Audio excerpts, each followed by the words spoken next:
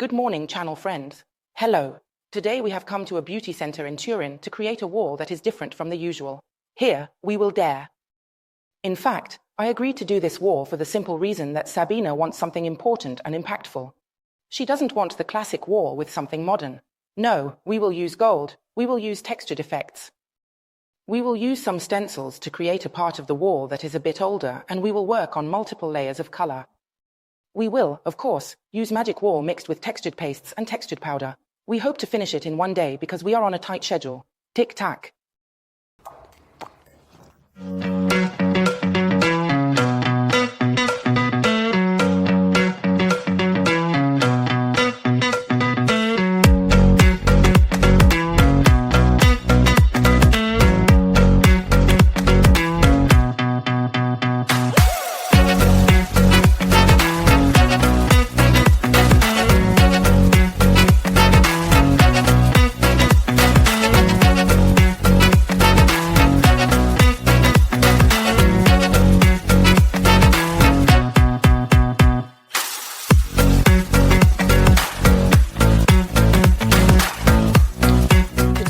To work on levels, and we started by defining with lines the parts where the stencils will be placed because there are two different choices made by the person who requested this wall.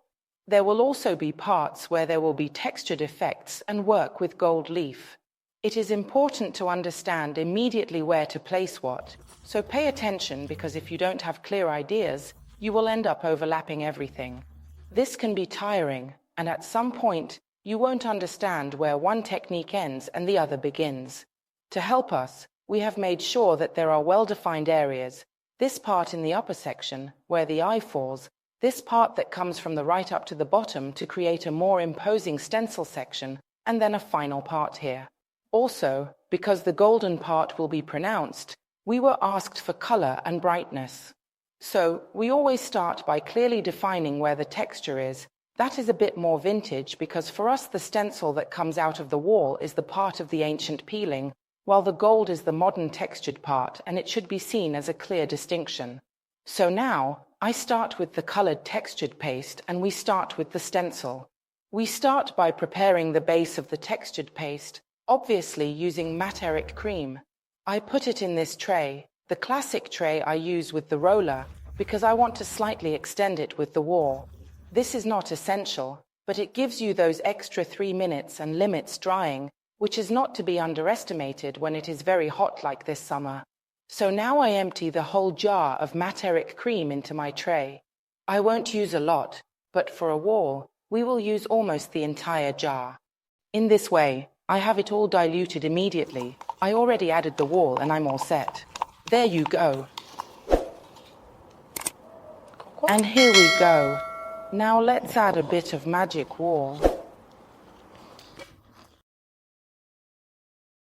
I repeat it is not to color it, but just to extend the drying time.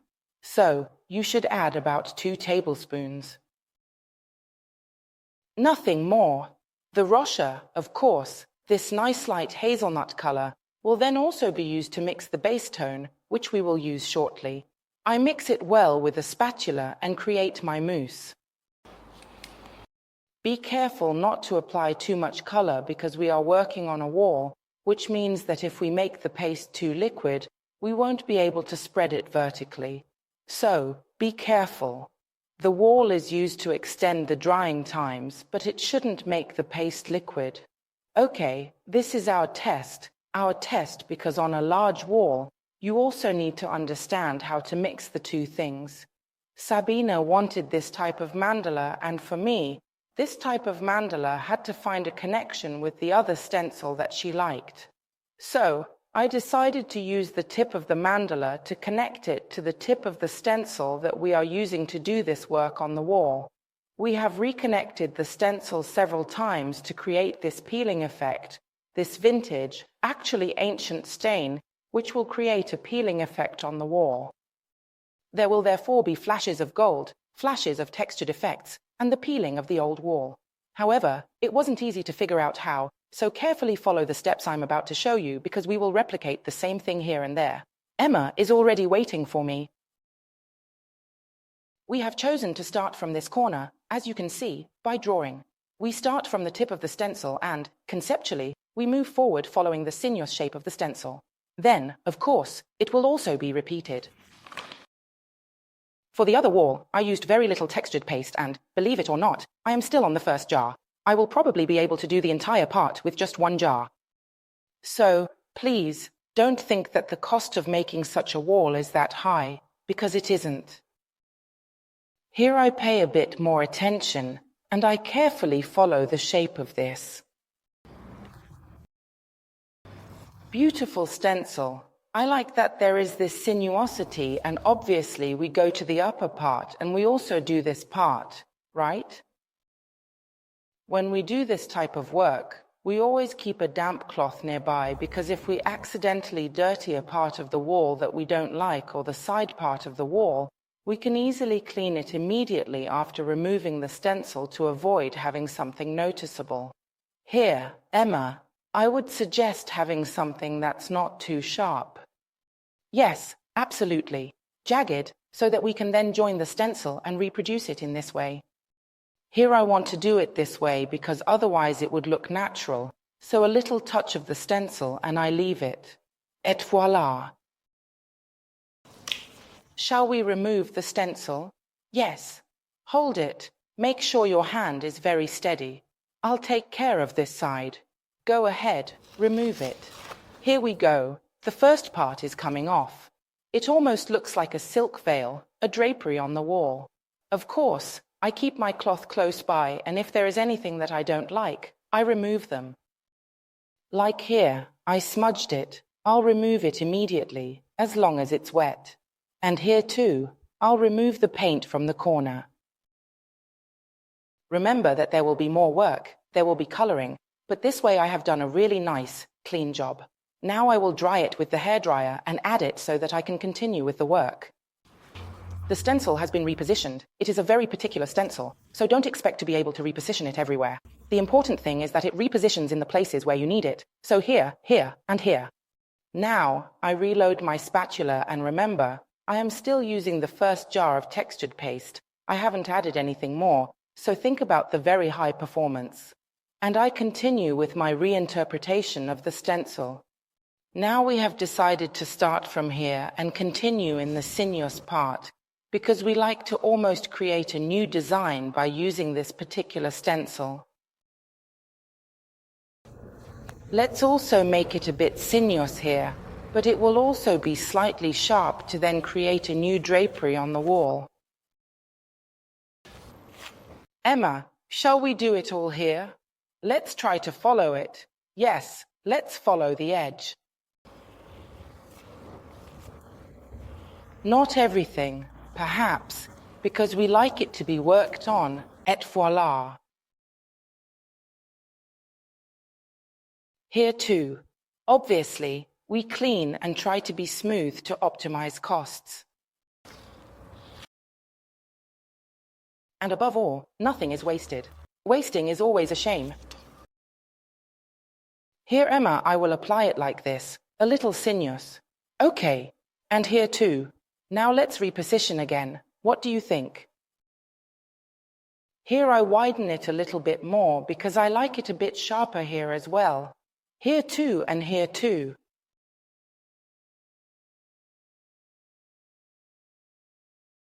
Do you like it, or would you continue here? For me, I would add this little corner.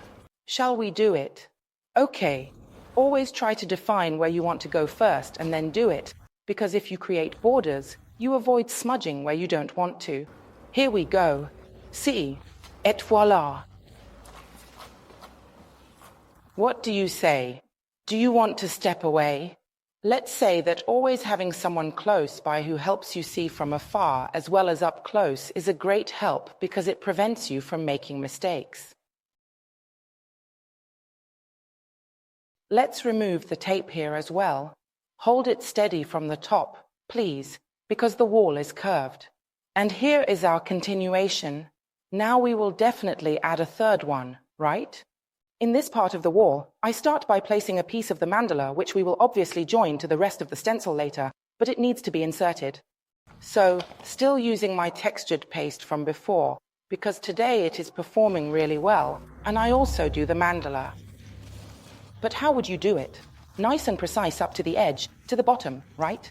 Yes, yes, because the mandala has its own concept, and so it should be. Seen up to the end of the wall. As I mentioned before, you should always do the precise work by starting first from a defining edge and then removing the excess paste. This way you will be even more precise and, of course, you won't smudge. It's fantastic to do a stencil with this kind of material because it is much more durable. It's much quicker to do because even when you wash the stencil, you are much less likely to break it, and then you can wash it as many times as you want. Let's say that if you need to do a stencil on the wall, it is almost mandatory to purchase the Magic Paint stencils because they provide durability that very few stencils offer, thanks to the materials they are made of. Here we go. I try to use everything because I don't want to waste anything, but most importantly because I absolutely don't want to have something imprecise. Here we go. Now let's also remove our mandala mask. Wait, I see a small hole. And here again, because I covered where there was already a stencil underneath. You hold it steady above. And voila! It's time to start painting the wall. And we need to hurry, because it's noon. Joking aside, this is one of those things where more time is spent conceptualizing everything, organizing, taking measurements, and making the stencils, because after all, stenciling is a job that requires precision and cleanliness. And you'll spend less time for the techniques. I always say it, doing textured patterns, doing techniques where there are antiquing effects, smudges, is easier. It is much, much easier than doing things in a precise and perfect way. In fact, when people have perfectly smooth walls and want a very smooth finish, it is much more difficult. Now we will have fun mixing a bit of Tortorelle, which is the main color, to a drop of Rocher. Look at how spectacular Tortorelle is. It is a very covering cream. I used about 2 glasses, roughly 200 grams of Tortorelle. And here we will add about, hold this for me, half a glass of Rocher. Et voila! Well done, Emma. Thank you. Let's try to be tidy so Sabina doesn't get angry.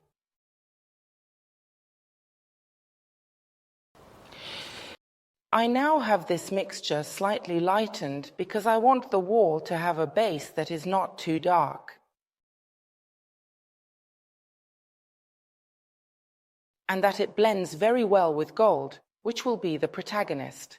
However, while I apply this slightly lightened Tortorelle mixture, Emma will apply some random strokes with the Rocher, right? After I have applied Tortorelle, because we said to each other that we would still like to have a non-uniform base, we already want a worked base. And so we work in pairs, both with the brush. Shall we add a bit of Magic Star? Yes, we add a bit of Magic Star for a reason. Because we want to have a brush stroke that is a little rougher, a little more textured. And so it helps us achieve this thickness, but above all to make the gold leaf adhere even better. You brought my spare bin. Go ahead. This is our reserve, but let's say we won't need much. More or less half a jar. Shall we put in 4 or 5 tablespoons? 1, 2. Go. 3. Look, I would stop here. 3 tablespoons of Magic Star powder. I mix it well, turning it into a nice mousse, and then we start spreading this beautiful paint all over the wall. And you follow me with the Rocher, with another brush, so as to have a truly textured surface.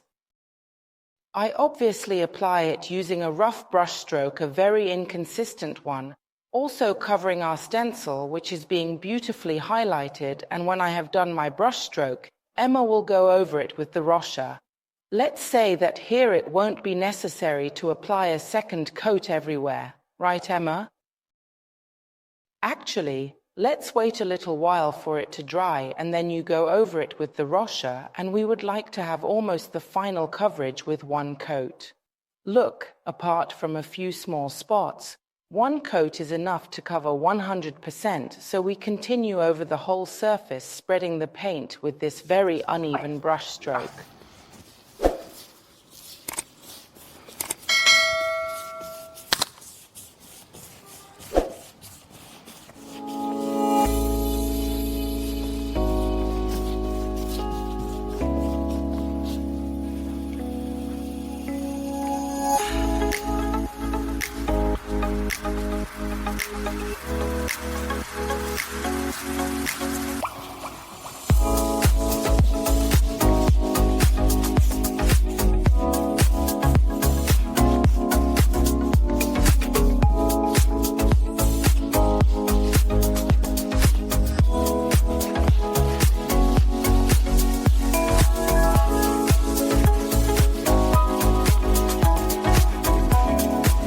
The wall is dry and we can start with the techniques. All our steps have paid off because there is a more uniform, darker color, but there are also these spatula strokes that make everything a bit more textured, not flat. So the stencils have been done. There are three main areas where the stencils are particularly prominent. We have also done some at the bottom to make the flooring more dynamic, and now we start with the gold decoration. So I take the lean far, which is the gilding glue to make the gold leaf stick, and we apply it both with a brush and a sponge. Which way do you want to go? Up there. Let's start from up there. All right, I trust you. I'll start from the top part so you can enjoy this part here, and I'll go to the other side. This way we don't get in each other's way. We use both a brush and a sponge, so use the brushes you like the most. Obviously, you must not spill and you need to be careful where you place it because wherever you put the glue, the leaf will obviously stick. I'll put a bit more glue in the dish to make a good amount and I'll start. I'll take the bigger brush. Do you want to start with this one or do you want a bigger one? You decide, Emma. We can start. Here, Emma. So, there will be quite a lot of gold leaf because we must always remember that there will be a percentage of texture that will also cover a good part of the gold leaf.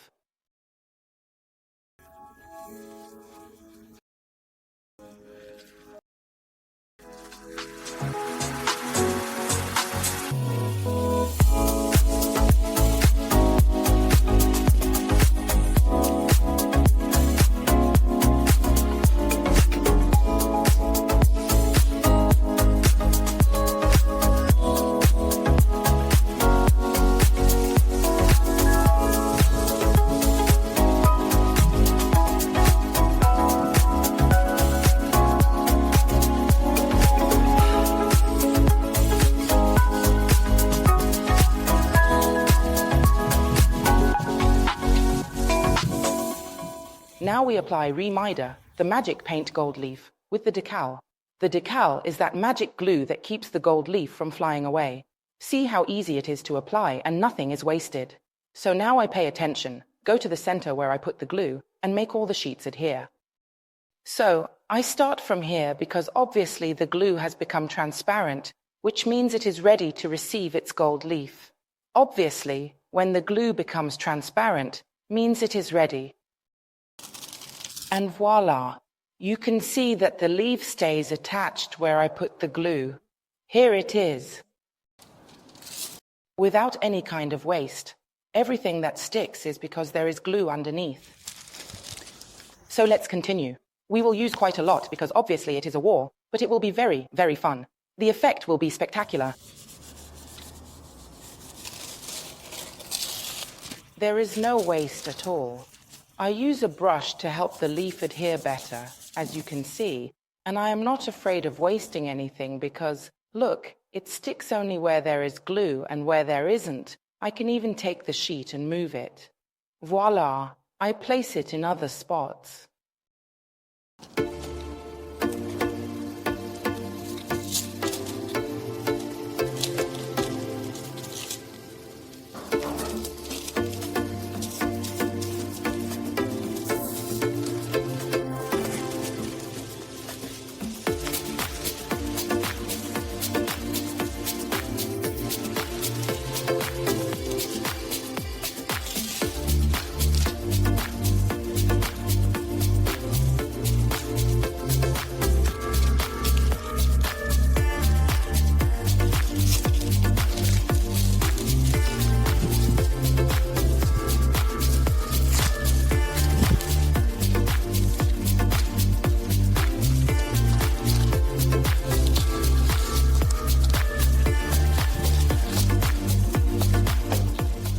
Don't get scared, right?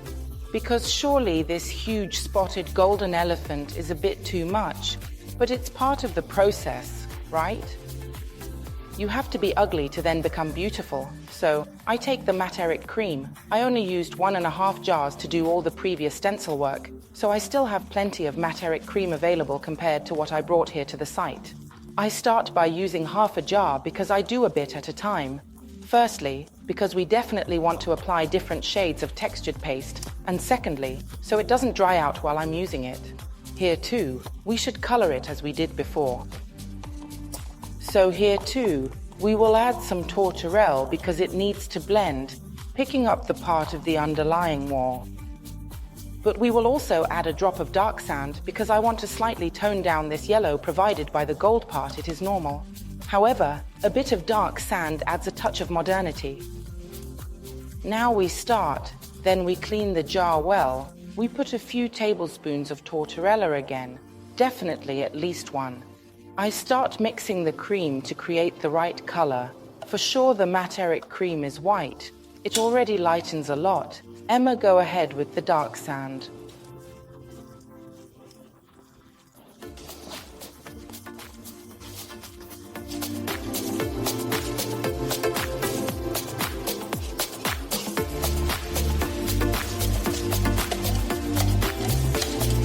Now we will work with layers.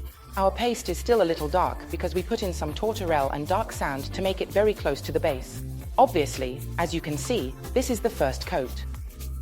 It is a step that mixes the base with the future light layer.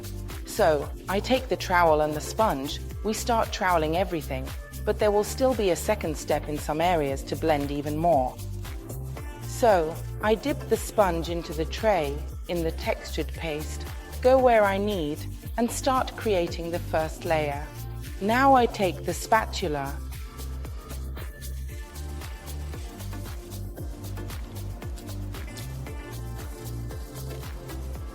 and I also blend the wall with the gold leaf, because obviously the sponging should not be visible, but neither should the start and end of the gold leaf. So, always reload the sponge. You should never work with an empty sponge, and if you apply too much, no problem, you can take it and move it to other areas. Obviously, be careful that if you put too much, you will create larger patches, like this. It is not wrong or right, it is all very subjective. One thing I do recommend, however, is to definitely leave some areas where the gold leaf is full, but remove the part where the gold leaf intersects with the wall because it is not nice. It should be as blended as possible, okay? Emma is now helping me. I with my large spatula, you with your spatula. If you want, we can swap them and work on the entire area where there is the stencil. Show how it looks here. Beautiful, with the stencil.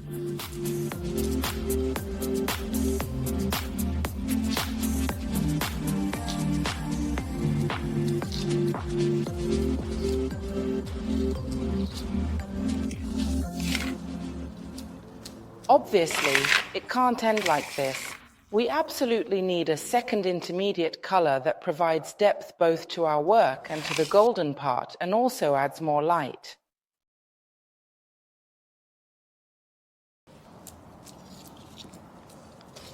As you can see, Emma always takes the spatula from one side, so from the right, and moves towards the left, because in this way she can control the work much better.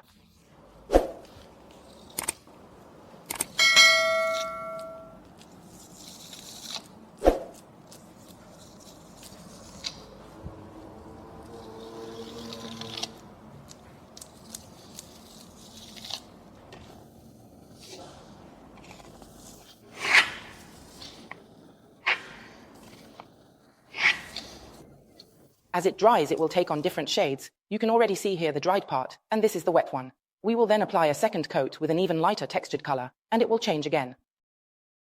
This makeover is also finished. Doing a wall like this in one day is wrong, but we had one day, so we started a bit earlier than usual and we finished a bit later than usual. Let's say that if it were up to me, I would have continued for quite a while longer.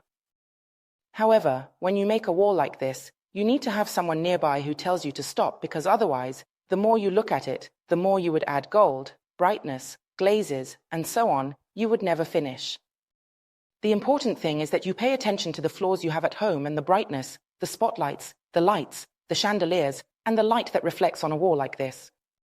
Why am I telling you this? Because if you have a wall where there is no light, therefore not very bright, the gold will reflect differently. It will reflect the color of the wall you have in front of it, or, if you have a nice window, it will have a beautiful natural light depending on the time of day. So remember that you can't always capture everything from photos, tutorials, or videos. We will now try to film some footage for you, right, Franco? Some close-up shots to show you a bit more of the details of the antiquing. The textured overlays and the stencils because, in fact, up close you can see all the details and this technique is really different. I like it, but obviously, you have to like gold, you have to like a bold wall, you have to like a wall that stands out with a lot of boldness and personality. So, this is not a restyling for everyone, it is a restyling for those who want to use it behind the headboard of the bed. Not for everyone, but for some, it might look good. So, if you want to see it, come to Sabina in Turin. The shop is called Lushmole, and she is an excellent, excellent lash maker. The best. Bye.